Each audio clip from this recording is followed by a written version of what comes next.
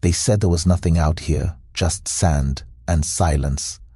But I found something buried in that desert, a place the government tried to erase. A research base that studied something not human, and if you're hearing this, it might have already found you too. The hollow base, the lost footage of Site 23. The desert wasn't supposed to be this quiet. Miles of cracked earth and shifting dunes stretched in every direction, but Daniel kept glancing over his shoulder as if something might be following him. The sky was a dull sheet of heat-blurred gray, the kind of emptiness that made a man feel small. His old pickup truck wheezed against the sun, a trail of dust following like a ghost. He told himself it was just curiosity that brought him here. That and the story. A rumor whispered through roadside diners and gas station attendants. Somewhere out in this desert lay an abandoned research facility. Some said it was a Cold War relic. Others swore it was a black site that studied things not from this earth. Daniel wasn't most people. He was a drifter with a camera, a half-dead YouTube channel, and an obsession for urban legends. If he could find something, anything, out here, maybe he'd finally get the views he'd been chasing. By late afternoon, when the shadows grew long and the air cooled, he saw it, a chain-link fence curling through the sand like a dying snake. Faded letters on a bent sign read, U.S. Research Site 23, restricted. The gate hung open. The padlock had been snapped decades ago. Daniel stepped inside.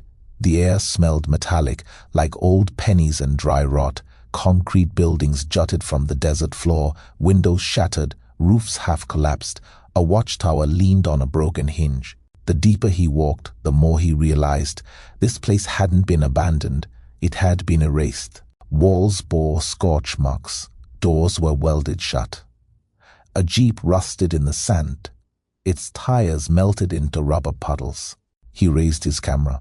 "This is insane," he whispered, like they left in a hurry.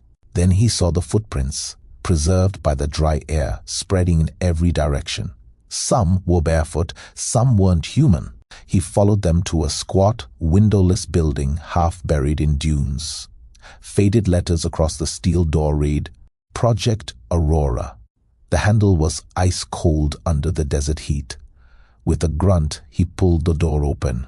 Inside, darkness. His flashlight beam cut through the dust and silence. Hallways stretched ahead, lined with peeling paint and broken signs.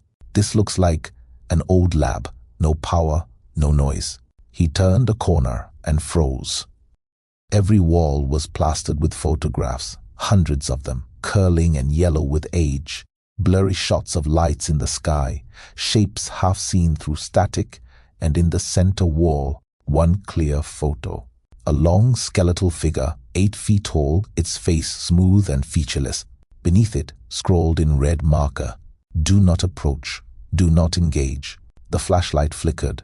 From deeper in the base came a sound, not wind, not sand shifting, something breathing. Daniel steadied his voice. "If anyone's down here, I'm not here to mess with you." No response. He took another step forward. The air grew colder. He found a room marked Observation C. Inside, broken monitors, a table covered in dusty notebooks, a chair bolted to the floor, its restraints bent and warped. Dried blood stained the metal. He found a report. Subject 13 remains unresponsive. Electrical interference persists around containment chamber. Recommend full evacuation if anomalies continue.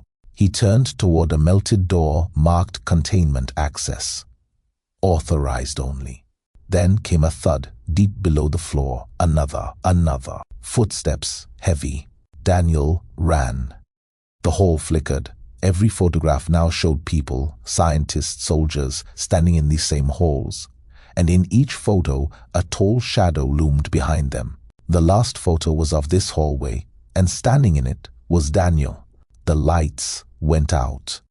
His flashlight sputtered back to life, shaking in his hand. He found an elevator shaft. A ladder descended into blackness. Beside it, sub-level 3, containment. He climbed down. The air was colder, thicker. Red numbers, 13, were painted again and again on the walls. At the bottom, a massive room, circular, with a cracked glass chamber at its center. A console read, Subject 13, Status Unknown. He flipped through old files. Displays electromagnetic distortion. Mimics patterns of emotion. Contact causes hallucination. Recommend destruction of data. Another line, scrolled by hand. It doesn't stay where we leave it. Inside the chamber, something shimmered, an outline, bending light around itself. The glass cracked. Daniel ran. Alarms wailed. The glass exploded behind him, followed by footsteps too fast to be human. He climbed the ladder, the metal vibrating as something followed. He reached the top, slamming the doors shut. Silence, then clang, then another, louder. He ran for the exit. Outside, the sun was dying. The air shimmered. The sky pulsed like a heartbeat. His truck sat ahead. Windows shattered, tires melted. And in the doorway of the lab, something stood, tall, still, watching. The sunlight bent around it. He ran, tripped over a half-buried hatch marked control room. He dove inside, sealing it behind him. The tunnel below was lined with biohazard warnings. The walls leaked rust. At the end, a control center glowed faintly. One terminal still alive. Project Aurora. Containment failure. Do not attempt evacuation. On the desk, a note. It's not alien. IT's ours. Daniel read through the files. They hadn't found alien life. They'd built it. Synthetic deoxyribonucleic acid, reverse-engineered from crash debris. A mimic, a weapon. They called it Subject 13. It responds to emotion. It learns from observation. Prolonged exposure results in psychosis. It understands speech. Another line, hastily scrawled. It said, You made me from your reflection. A voice echoed behind him. His own voice. You made me from your reflection. He turned. The glass wall behind him reflected his face, but it wasn't moving when he did. It smiled and stepped out. It wasn't solid. It shimmered like heat, shifting through shapes, his face, others back to his again.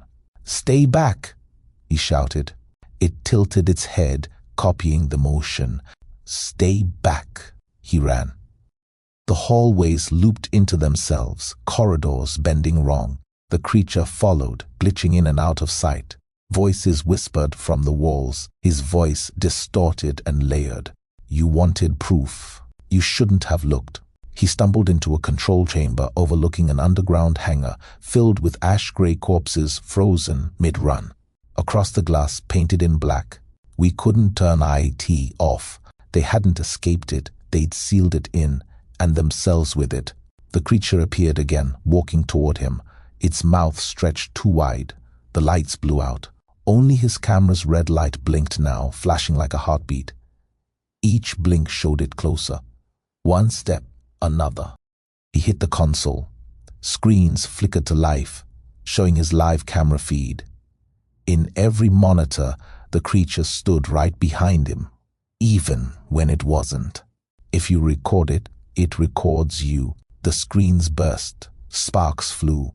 Cold fingers gripped his shoulder. He spun, but nothing was there, only his reflection in a broken monitor smiling back. He fled, climbed through the tunnels, lungs burning. The static from his camera screamed in his ears. He burst out into the desert night. The stars were smeared, the air wrong. He lifted the camera, whispering into it. This is Site 23. There's something here. Not alien, something they made. If you find this footage, static. For half a second, the screen froze on his face. Then it flickered, showing two Daniels, one breathing, one smiling behind him. Then the feed went black. The footage sat undiscovered for 6 months. When it finally surfaced, it wasn't through Daniel's channel. His last upload was titled, Heading into the Desert Tomorrow. Wish me luck. Then one night, a video appeared under an unknown account, the lost footage of Site 23. 37 minutes of shaky film, the bass, the breathing, the photographs, and Daniel's last words. If you find this footage, then static, then a flicker of something standing behind him. The internet went wild. Millions watched. Some said it was fake, others said it wasn't. A few claimed their devices glitched when the video ended. Webcams flickered, files corrupted. Someone commented, "I worked at Site 23. It could move through signals. Don't record it. Don't watch the end. It learns." No one believed them. But YouTube couldn't delete the video. Every time they tried, it reappeared. Different accounts, same title, same timestamp. Each version slightly changed. Sometimes Daniel looked directly into the camera. Sometimes a shadow stood beside him. Sometimes a new whisper, a single word no one could identify. Now they call it the mirror file. They say watching it in full lets the thing see you. And somewhere, buried beneath the sand, Site 23 still hums with faint red light. Travelers claim to see it from miles away. Some even find Daniel's truck, the door still open, the camera still sitting on the seat. If you press play, the screen comes alive for just a moment, long enough to hear a voice whisper through the static, "You made me from your reflection." Then it cuts to black, and the desert goes silent again.